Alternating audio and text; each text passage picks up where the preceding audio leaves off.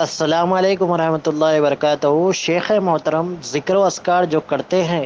وہ انگلیوں کے پوروں پر پڑنا نہیں چاہیے، میں نے ایسا سنا ہے، کیونکہ اللہ کے نبی صلی اللہ علیہ وسلم انگلیوں پر پڑھتے تھے، انگلیوں پر، پوروں پر نہیں۔ کیا یہ بات صحیح ہے؟ حدیث کی روشنی میں وضاحت فرمائے۔ اگر پوروں والی حدیث ہو تو وہ بھی انشاءاللہ دے، تاکہ ہم پوروں پہ پڑھنا بھی سنت سمجھے۔ اور جو دانوں والی تسبیح ہے اس پر پڑھنا کیسا؟ کیونکہ عموماً میں پڑھتا ہوں دانوں والی تسبیح پر، ذکر و اذکار کرتا ہوں، اور انگلیوں کے پوروں پر بھی کرتا ہوں، اور لیفٹ ہینڈ پہ بھی کرتا ہوں، یعنی کہ اس پہ 15 اس پہ 15۔ اور میں نے سنا ہے ایک علماء سے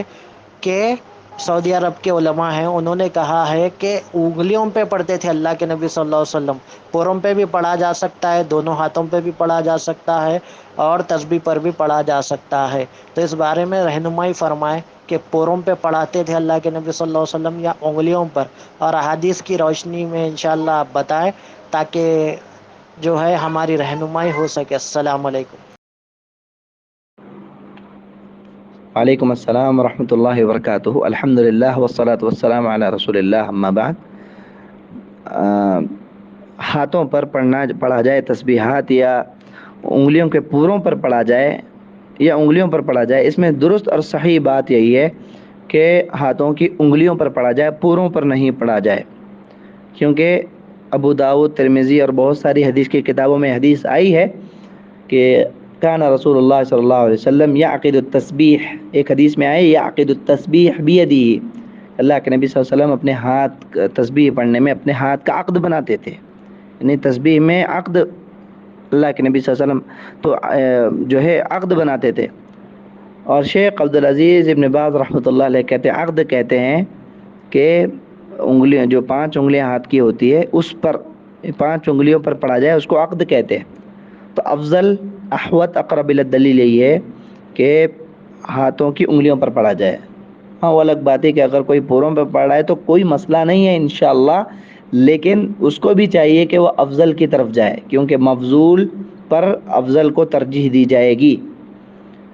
کیونکہ وہ افضل نام ہی ہے کہ اس کو ترجیح دی جائے گی، کہ اس لیے آپ کو انگلیوں پر پڑھا جائے، جو ہے انگلیوں کے پوروں پر پڑھنا یہ درست نہیں ہے۔ البتہ یہ بات جو ہے یہ بات بھی آیا نہیں ہے کہ سیدھے ہاتھ پر ہی پڑھا جائے، بائیں ہاتھ پر نہ پڑھا جائے، یہ الگ بات ہے، انشاءاللہ اس کو بات کو کبھی دوسرے وقت بیان کی جائے گی کہ سیدھے ہاتھ پر ہی پڑھا جائے گا، بائیں ہاتھ پر نہیں پڑھا جائے گا۔ لیکن آپ نے جیسے دوسرا سوال کیا کہ جو تسبیحات جو ملتے ہیں، کھجور کی گٹلیاں یہ پڑھے جاتے ہیں، یا املی کی گٹلیوں پر تسبیحات پڑھتے ہیں، یا جو تسبیحات دھاگوں میں پلاسٹک کے جو بنائے جاتے ہیں جس پر پڑھے جاتے ہیں، اور مارکیٹ میں ایک مشین بھی آ گئی ہے جو بٹن دبا کر تسبیحات پڑھتے ہیں، یہ جو جتنے بھی آلات ہیں اس پر پڑھنا بالکل درست نہیں ہے، بدعت ہے، حرام ہے، بالکل بھی صحیح نہیں ہے، کیونکہ اللہ کے نبی صلی اللہ علیہ وسلم ہاتھوں پر پڑھتے تھے، تو ہمیں کیا ضرورت کہ ہم تسبیحات پر پڑھیں؟ اللہ کے نبی صلی اللہ علیہ وسلم کبھی بھی ہم کو تسبیحات پڑھنے کی تعلیم اللہ کے نبی نے ہم کو نہیں دی، کبھی بھی اللہ کے نبی تسبیحات جو آلات بنے ہوئے ہیں اس پر کبھی بھی گھٹلیاں، یہ وہ کھجور کی گٹلیاں، بیجوں پر اللہ کے نبی صلی اللہ علیہ وسلم نے کبھی بھی ہم کو تعلیم نہیں دی۔ ہاں، ایک روایت ہے ابو داؤد کی جس کو شیخ زبیر علی زئی رحمۃ اللہ علیہ حسن کہتے ہیں، یا بہت سارے علماء اس کو حسن صحیح کہتے ہیں حدیث کو، لیکن ابو داؤد کی جو حدیث ہے جس میں تسبیحات آلات پر پڑھنے کا ذکر ہے وہ حدیث بالکل ضعیف ہے۔ یہ میں نہیں کہہ رہا، یہ شیخ امام البانی رحمۃ اللہ علیہ کہتے ہیں کہ یہ حدیث بالکل ضعیف ہے، اور انہوں نے صرف ضعیف نہیں کہا بلکہ اس کی وجہ بھی بیان کی، اور انہوں نے اس کے 2 وجہ بیان کیے جو اصول حدیث کے متعلق ہے۔ ایک مختصر سے جو انہوں نے وجہ بیان کی، اس اعتبار سے وجہ بیان کر کے میں اپنی بات کو آگے بڑھاتا ہوں کہ امام البانی رحمۃ اللہ علیہ نے اس کی 2 وجہ بیان کی۔ پہلی وجہ یہ ہے کہ اس سند میں، ابو داؤد کی اس سند میں خزیمہ ایک راوی ہے جو مجہول ہے، اور مجہول راوی کی جو حدیث ہوتی ہے، روایت ہوتی ہے، ضعیف ہوتی ہے، پہلی وجہ۔ انہوں نے دوسری وجہ یہ بیان کی کہ دوسری روایتیں ایسی ہے جس میں خزیمہ کے واسطے کے بغیر بیان کی، یعنی ڈائریکٹ سعد عن عائشہ، اس میں بیچ میں خزیمہ نہیں ہے، تو امام البانی رحمۃ اللہ علیہ نے کہا جن روایت میں خزیمہ نہیں ہے وہ روایتیں منقطع ہے، یعنی سند کٹی ہوئی ہے وہاں سے۔ وہ الگ بات ہے، وہ زیادہ تفصیل میں بات چلی جائے گی کہ وہاں پر خزیمہ کیوں نہیں ہے اور خزیمہ کے کیوں نہیں ہونے سے روایت جو ہے منقطع ہو چکی ہے، کیونکہ اصل میں مسئلہ یہی ہے کہ عن سعد عن خزیمہ عن عائشہ ہونا تو یہی چاہیے، اور وہ کیوں ہونا چاہیے وہ اصول حدیث کی بات ہے، وہ ایک تفصیل لمبی ہو جائے گی، میں زیادہ بحث میں نہیں جانا چاہتا۔ تو مختصر جو امام البانی رحمۃ اللہ علیہ نے یہ جو دو وجہ بیان کی، یہی وجہ ہے کہ ایک مجہول ہے، اور جس روایت میں خزیمہ نہیں ہے اس روایت میں جو ہے وہ روایت منقطع ہے۔ تو اصل میں امام البانی رحمۃ اللہ علیہ نے جو بات بیان کی کہ خزیمہ مجہول ہے، امام ابن حجر عسقلانی رحمۃ اللہ علیہ نے بھی کہا کہ لا یعرف، وہ نہیں پہچانا جاتا، وہ مجہول ہے، اور بہت سارے محدثین نے اس کو جو ہے مجہول کہا۔ تو امام البانی نے جو بات بیان کی کہ یہ حدیث ضعیف ہے، بالکل صحیح ہے، ہاں حتیٰ کہ کچھ علماء نے اس کو حسن کہا، کوئی مسئلہ نہیں ہے، امام البانی رحمۃ اللہ علیہ اس کی وجہ بیان کرتے ہیں اور ان کی بات بالکل مضبوط ہے، مضبوط نظر آتی ہے۔ حتیٰ کہ اس مسئلے میں امام ابن تیمیہ رحمۃ اللہ علیہ اور امام ابن قیم رحمۃ اللہ علیہ نے جو ہے تسبیحات جو آلات ہے اس کے جواز کے وہ قائل ہیں، لیکن حقیقت میں یہ بات بالکل غلط ہے کہ تسبیحات جو آلات ہیں اس پر پڑھنا درست ہے، یہ بات بالکل غلط ہے، نہیں پڑھا جائے گا، بدعت ہے، حرام ہے۔ کیونکہ بکر ابو زید رحمۃ اللہ علیہ ایک عالم دین ہے، انہوں نے ایک کتاب لکھی الصبح حکمها و تاریخها، ایک کتاب ہے ان کی، عربی کتاب ہے، اردو میں مجھے نہیں معلوم کہ غالباً اس کی اردو میں ترجمہ ہوا ہوگا، کہ انہوں نے اس کتاب کا نام ہی رکھا کہ جو تسبیحات ہے، جو آلات ہے، اس کا حکم کیا ہے اور اس کی ہسٹری، اس کی حقیقت کیا ہے۔ انہوں نے 100 صفحات پر مبنی ایک کتاب لکھی جس میں انہوں نے ہر چیز کو جو ہے مبین اور مفصل انداز سے بیان کیا کہ اور انہوں نے یہ ثابت کیا کہ یہ جو تسبیحات، یہ جو آلات ہے، یہ بالکل بدعت ہے اور یہ حرام ہے، اور یہ یہود و نصارہ کے جو ہے ان کے فعل میں سے، ان کے چیزوں میں، ان کے شعائر میں سے انہوں نے بیان کیا، اور بہترین انداز میں بیان کیا، انہوں نے کچھ باتوں پر رد بھی کیا۔ تو آپ اس کتاب کا رجوع کر سکتے ہیں، اور کیونکہ اس کتاب میں جو باتیں بیان کی انہوں نے بہترین انداز میں بیان کی، تو بات اصل نکل کر یہی آتی ہے کہ تسبیحات جو آلات بنے ہوئے ہیں اس پر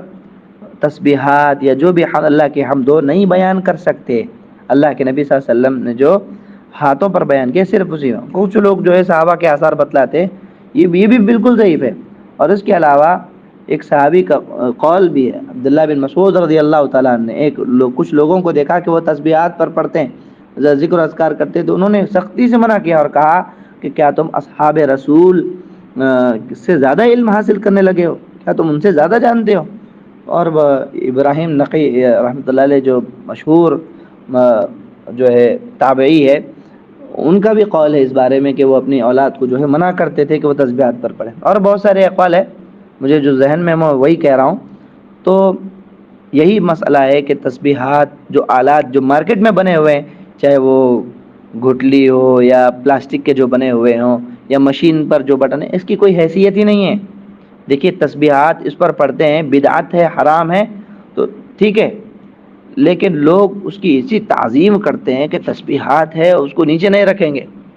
اس کو نیچے نہیں رکھیں گے، اس کو جو ہے اوپر لٹکا کر رکھیں گے، اس کی ایسی تعظیم کریں گے، تسبیحات ہے۔ ارے میرے بھائی، اللہ کے نبی صلی اللہ علیہ وسلم ہاتھوں پر پڑھتے تھے،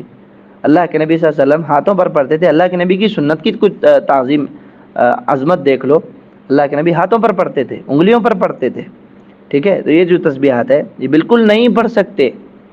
بالکل نہیں پڑھ سکتے، آپ جو کرتے ہیں یہ بالکل غلط ہے۔ ہمارے استاد شیخ نسیم الجامی حفظہ اللہ بہترین علم والے ہے، انہوں نے بھی یہ بات بیان کی کہ تسبیحات پر پڑھنا یہ بالکل بدعت ہے، اللہ کے نبی صلی اللہ علیہ وسلم کی سنت نہیں ہے۔ جو سنت ہے اس کو تو فالو نہیں کریں گے، جو سنت نہیں ہے اس کو فالو کریں گے۔ اللہ رب العالمین ہمیں جو ہے سنت کی اتباع کرنے والا بنائے، ہم کو قرآن و سنت کے مطابق اپنی زندگی گزارنے والا بنائے۔ آمین وآخر دعوانا الحمدللہ رب العالمین واللہ تعالی عالم۔ اور علماء بکر ابو زید رحمۃ اللہ علیہ ایک اور وجہ بیان کرتے ہیں کہ یہ غلط کیوں ہے تسبیحات، انہوں وہ اور دو وجہ اور بہت ساری وجہ بیان کرتے ہیں، اس میں دو کہوں گا۔ پہلی وجہ وہ بیان کرتے ہیں کہ یہ غلط اس لیے ہے کہ اس سے ریاکاری ظاہر ہوتی ہے۔ ریاکاری، انسان تسبیحات یا وہ جو مشین کا بٹن ہے جو بھی ہو، اس سے ریاکاری دکھاتی ہے اور اکثر لوگ اسی اعتبار سے کرتے ہیں۔ اور دوسری وجہ یہ ہے کہ جو تسبیحات ہے جس میں 100 دانے ہوتے ہیں یا لوگ گنتے ہیں، بٹن دباتے ہیں یا گن گن کر پڑھتے ہیں،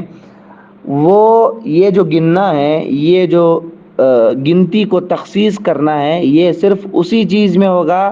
جس میں جو سنت ہے، جیسا کہ 33 33 34 33 33 نماز کے بعد کے جو اذکار ہے اس میں 25 25 25 لا الہ الا اللہ اس میں ایڈ ہے، اور لا الہ سبحان اللہ الحمدللہ اللہ اکبر 10 مرتبہ۔ یہ جو اللہ کے نبی صلی اللہ علیہ وسلم نے تخصیص کی گنتی کی، شریعت نے جس چیز کی تخصیص کی، جس چیز کو خاص رکھا اسی کو ملحوظ رکھا جائے گا، لیکن شریعت نے جس چیز کو خاص رکھا اس کے علاوہ دوسری چیزوں میں جو ہے خاص کرنا، کسی چیز کو گنتی کو متعین کرنا، یہ بالکل غلط ہے۔ کہ جس میں 100 دانے ہوتے ہیں تسبیحات میں، یہ تسبیحات جس میں 100 دانے لوگ گن کر پڑھتے ہیں، 100 دانے، ارے بہت اچھا ہے 100 دانے گن کر پڑھتے ہیں، آپ کو گننے کی کیا ضرورت ہے؟ آپ کو اگر ہمیشہ ذکر و اذکار میں جو ہے اللہ رب العالمین کے مشغول رہنا ہے، اللہ ذکر و اذکار میں، تو آپ ایسے ہی پڑھتے رہیں۔ گن کے پڑھنا انسان کو جو ہے، انسان کے دل میں تقویٰ نہیں رہتا۔ اگر انسان بغیر گنتی کے پڑھتے رہے گا تو اس کی زبان ہمیشہ تر ہو جائے گی، لیکن اگر وہ گن کر پڑھے گا، چلو میں 300 پڑھوں گا 400 پڑھوں گا، ایک حد کے بعد وہ تھک جائے گا کہ ارے میں نے 300 پڑھ لیا، وہ مطمئن ہو جائے گا۔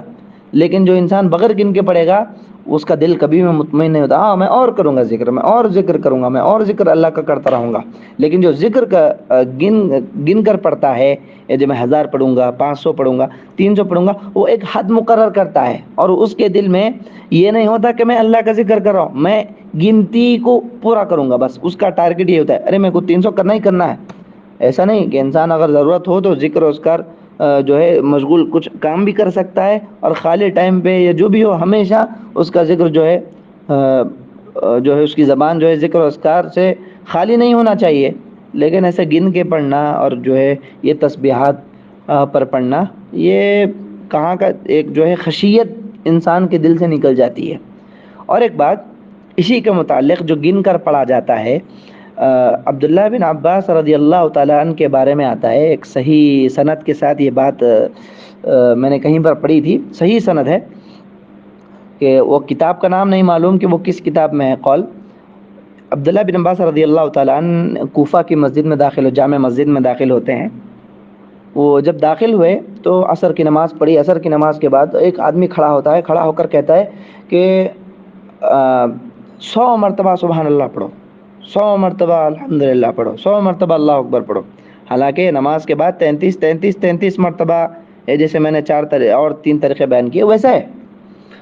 4 طریقے اسی حساب سے پڑھنا ہے جو اللہ کے نبی نے تخصیص کی، جو اللہ کے نبی نے تعلیم دی۔ تو وہ آدمی اٹھ کر کہتا ہے 100 مرتبہ جو ہے سبحان اللہ الحمدللہ اللہ اکبر پڑھو۔ تو عبداللہ بن مسعود رضی اللہ تعالیٰ عنہ کہتے ہیں کہ یہ کیا کر رہے ہو؟ تو لوگ تعجب سے پوچھتے ہیں، یا ابا عبد الرحمن ما اردنا الا الخیر، اے ابو عبد الرحمن ہم تو اور خیر چاہتے ہیں، ہم صرف خیر چاہتے ہیں۔ یعنی دیکھو 33 33 33 پڑھنے سے اچھا یہی ہے کہ انسان 100 مرتبہ پڑھے، زیادہ اللہ کا ذکر ہوگا کہ نہیں ہوگا۔ لیکن جو انہوں نے 100 مرتبہ، یعنی جو 100 مرتبہ سنت نہیں ہے، اگرچہ 33 33 یا اور 3 طریقے وہ سنت ہے، تو جو 100 مرتبہ سنت نہیں ہے لیکن پھر بھی انہوں نے تخصیص کی سنت نہ ہونے کے بعد بھی۔ تو عبداللہ بن مسعود رضی اللہ تعالیٰ عنہ کہتے ہیں، ان کے جواب میں انہوں نے کیا کہا تھا کہ ہم اور خیر چاہتے ہیں، اور زیادہ اللہ کے ذکر کرنے کی کوشش کرتے ہیں۔ تو عبداللہ بن مسعود رضی اللہ تعالیٰ عنہ کہتے ہیں کہ کم من مرید للخیر الا ان یصیبہ لن یصیبہ، کہ عبداللہ بن مسعود کہتے ہیں کہ تمہاری طرح کتنے ہی ایسے لوگ ہیں جو خیر چاہنے میں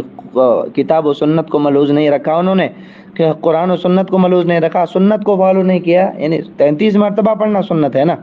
تو یہ 100 مرتبہ یہ تو سنت نہیں رہی، لیکن وہ خیر چاہتے ہیں۔ تو عبداللہ بن مسعود نے کہا کہ کتنے ایسے لوگ ہیں جو خیر چاہنے میں قرآن و سنت کو چھوڑ دیے ہیں، اب ان کو وہ کام کرنے کے وجہ سے ان کو صرف گناہ مل رہا ہے، نیکی نہیں مل رہی۔ تو پتہ یہ ہوا کہ وہ جو 100 مرتبہ دعا پڑھ رہے ہیں، 100 کی گنتی کو تخصیص کر رہے ہیں، جبکہ تخصیص صرف 33 یا اور 3 طریقوں کی تخصیص ہے۔ تو یہ جو 100 جو تخصیص کرتے ہیں، حالانکہ زیادہ پڑھ رہے ہیں لیکن پھر بھی ان کو گناہ مل رہا ہے، ایک نیکی بھی نہیں مل رہی۔ کیوں؟ صرف تخصیص کرنے کی وجہ سے، اپنی طرف سے تخصیص کرنے کی وجہ سے۔ تو یہ جو تسبیحات ہے اس میں 100 گنتیاں ہوتی ہیں، یہ بالکل غلط ہے، کیونکہ اس میں تخصیص ہوتی ہے، ریاکاری ہوتی ہے۔ انسان اگر وہ بٹن دبا دبا کر دیکھے گا کہ کتنے پڑھوں، ایک جب پڑھتے رہے گا پھر بعد میں دیکھے گا کہ میں کتنا پڑھا، اب اس کے اندر ریاکاری، میں 1000 پڑھا، میں جو ہے 2000 3000 میں 10,000 ذکر کر لیا، میں بہت ذکر کر لیا، تو اس کا دل مطمئن ایک حساب سے اطمینان حاصل کر لیتا ہے۔ تو اطمینان نہیں حاصل کرنا چاہیے۔ جب اس کا اطمینان وہ اطمینان حاصل کر لیتا ہے اس کا دل، تو وہاں پر وہ ذکر و اذکار کو چھوڑ دیتا ہے، 1 دن کرے گا، 2 دن کرے گا، 3 دن کرے گا، اس کے بعد چھوڑ دے گا۔ تو یہ اس کا نقصان ہے۔ اللہ رب العالمین ہم کو سدھرنے کی توفیق عطا فرمائے۔